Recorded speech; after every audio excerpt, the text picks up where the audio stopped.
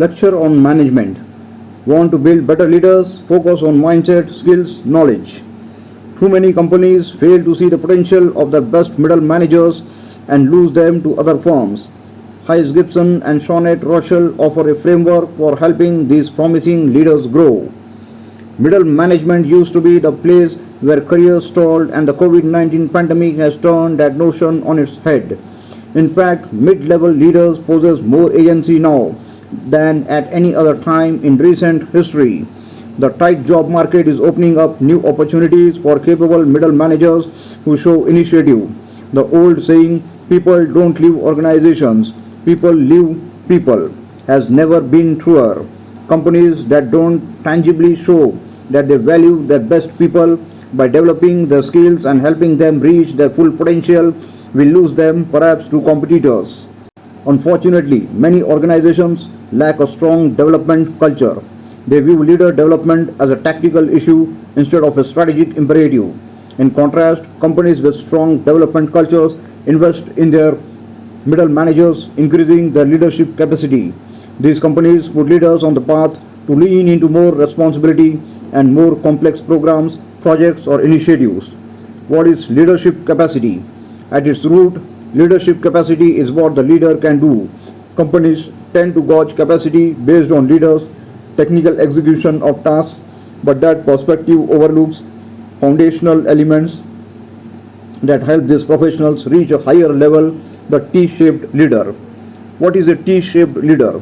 In this development model, the vertical line of the T represents depth of expertise and the horizontal line reflects broadening experience aimed at preparing the individual for enterprise level leadership.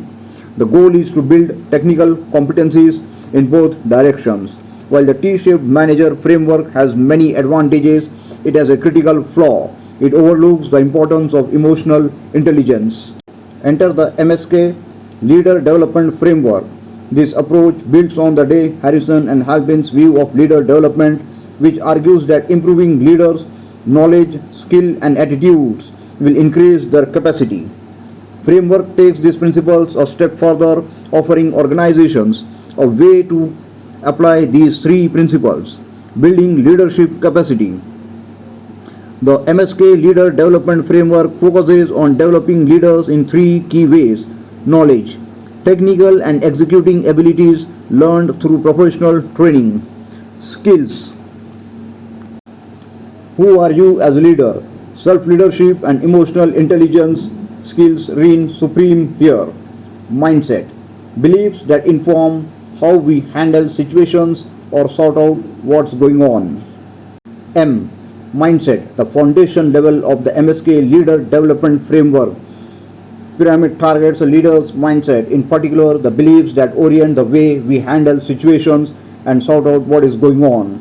In order to assess what a leader can do and build additional capacity, the organization must create the space for the leader to gain clarity about conscious and unconscious beliefs they hold.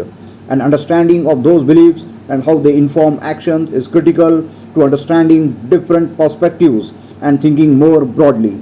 S. Skills. The middle tier of the pyramid addresses a leader's skills.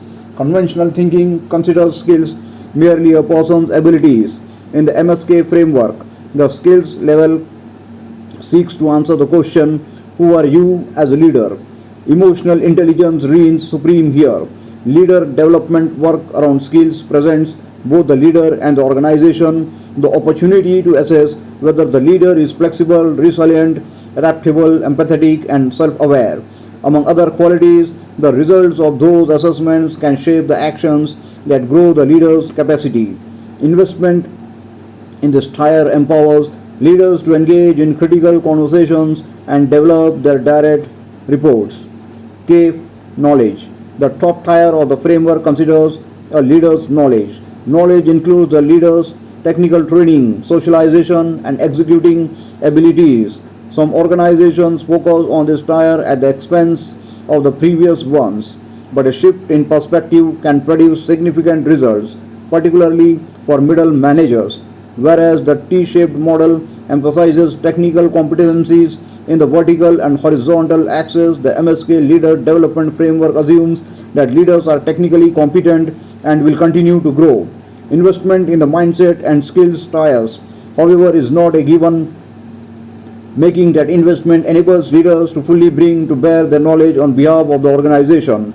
The self-awareness created by the exploration of their mindset and the ability to self-regulate that comes from examining their skills puts leaders in a place of greater agency that allows them to more fully deliver their knowledge. Implementation of the framework. How can organizations translate the MSK framework into concrete actions? Here are a few suggestions for those seeking to invest in their leaders. Cultivate the leader's mindset. To begin exploring and cultivating a leader's mindset, organizations should shift from telling to inquiring. Directive dialogue teaches your direct reports about how you think. Inquiry creates the opportunity for your direct reports to slow down and gain insight into how they think. When you engage with direct reports, inquire about the beliefs that underpin their assumptions. Avoid questions that begin with why, as they tend to place people on the defensive and stifle dialogue. Instead, ask questions that begin with how or what. For instance, what assumptions lead you to that conclusion? Based on the response, continue to explore their answers from a place of curiosity, not judgment. At times, this will likely require some emotional self-regulation on your part. Facilitate the exploration of skills. Organizations should invite leaders to identify no more than 2 areas in the emotional intelligence domain on which they would like to focus. The areas selected will offer greater insight into the question, who are you as a leader? For example, if the individual wants to become more adaptable, the organization can seek opportunities for them to lead early stage initiatives that will likely change often. During periodic assessments, organizations can ask leaders, what are they noticing in themselves? How have they responded to evolving events? How do they use those insights as they lead their teams? How do they want to respond to the next challenge they encounter? Harness knowledge. The work done at this tier is a culmination of the progress made in the 2 previous tiers and the execution of their technical duties.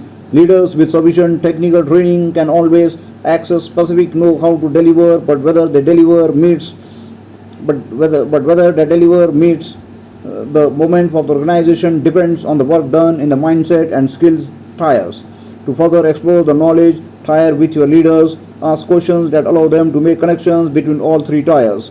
For example, when leaders provide briefings of their projects, their performance reflects their development in the knowledge tier. Questions that then explore their executing abilities through the lens of mindset and skills invite them to recognize how the growth in those areas applies to their technical performance.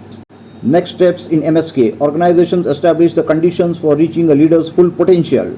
The MSK Leader Development Framework is not meant to remain in the conceptual domain.